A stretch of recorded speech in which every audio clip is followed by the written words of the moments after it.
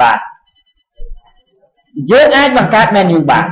ហើយយើងក៏អាចបង្កើត toolbar បានដែរអាខាងក្រោម menu bar គេហៅថា toolbar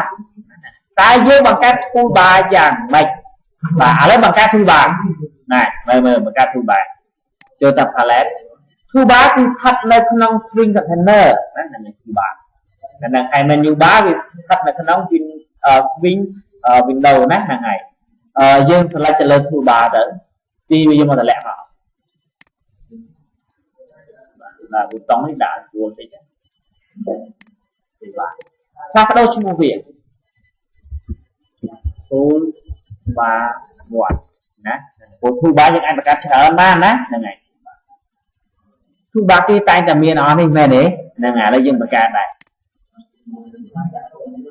add អានេះមានច្រើនប៊ូតុងព្រោះនោះទៅប៊ូតុងណាទីច្រើនប៊ូតុងណាហ្នឹងហើយយើងអាច add អីផ្សេងមកព្រោះនៅក្នុងនេះវាមានតាមពី combo box មានតាមពីអីផ្សេងទៀតមែនទេបាទអញ្ចឹងនៅក្នុង swing control ហ្នឹងវាមានច្រើនណាស់មិនជាទូទៅគេច្រើនតែយកប៊ូតុងច្រើនណានៅនេះគេមិនដាក់តែអក្សរទេប៊ូតុងហ្នឹងណាគេដាក់តែរូបទេលោកអក្សរនឹងចោលប្រយ័ត្នណាប្រយ័ត្នលោកហែកអស់អីមើលអត់ឃើញ right click ដាក់ icon នេះសិនខំទៀតណាខំទៀត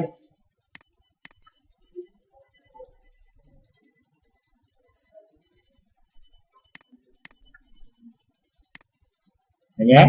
មាននឹងដែរណា variable name យើងដាក់ថា t open ព្រោះយើងមាន open នៅកន្លែងនេះហើយតែ open នេះមានឈ្មោះថា open តំណាងឲ្យ menu open បាទអានេះឈ្មោះថា t open តំណាងឲ្យ toolbar open variable ទាំងពីរហ្នឹងមិនដូចគ្នាទេមែនទេតែ variable ទាំងពីរនេះគឺធ្វើការតែមួយអញ្ចឹងហ៎ហ្នឹងហើយឥឡូវយើងរាំមកយើងមាន toolbar តែ toolbar យើងមានមួយណាហ្នឹងយើងអាចបង្កើតវែងមានហ្នឹងអានោះវាទាញចេញបានទៀតហ្នឹងលុយទាញចេញហ្នឹងបានរត់ចេញវិញទៀតណាហ្នឹងហើយបើកុំតអាហ្នឹងដល់ហើយបាទឥឡូវយើងចេញ open ដល់អត់ចេញមកហើយណាចេញ open នេះចេញមិនចឹងហ៎បាទចានេះ open ដូចគ្នាដែរមិនក៏មិនចេញមកមិនក៏ផ្សេងកូដមិនចឹងហ៎ហ្នឹងហើយឥឡូវយើងផ្សេងកូដតិចមើល right click ចូលទៅ event action form អត់តែពាក់ព័ន្ធជាមួយនឹងប៊ូតុងដាក់ click កាអីគឺប្រើ action form កុំប្រើ my click ណាអីយើងប្រហាហ្នឹងដូចគ្នា dot go open dialog ណានេះហ្នឹងដើម្បីវាចេញកណ្ដាល frame រ៉ានតាមមើលចេញមកដែរណែហ្នឹងហើយយើងអាចចុចទៅ file open ក៏បានឬមួយក៏ចុចអានេះក៏បានតោះនេះចឹងឥឡូវខ្ញុំធ្វើតែមួយទៀត like នេះវា right click add អានេះបើយើងគិតទៅវាមិនពិបាកទេបើយើងចេះធ្វើអា menu bar មកធ្វើ toolbar រៀងគ្នាណាហ្នឹងហើយបាទដាក់រូបភាពវាស្រួលមើលរបៀបដាក់រូបភាពនេះគឺខ្ញុំបានប្រាប់យើងហើយណាហ្នឹងហើយខ្ញុំបានប្រាប់យើងហើយ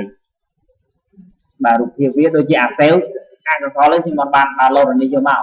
ព្រោះយើងអាច download យកមកខ្លួនឯងឬក៏ design យក Photoshop ខ្លួនឯងទៅណាហ្នឹងហើយបាទឥឡូវខ្ញុំដាក់នេះជារូបចប់ដោយសារតែខ្ញុំបាន download អានេះមកយើងដាក់ variable name វាដាក់ថា t save បាទតែក៏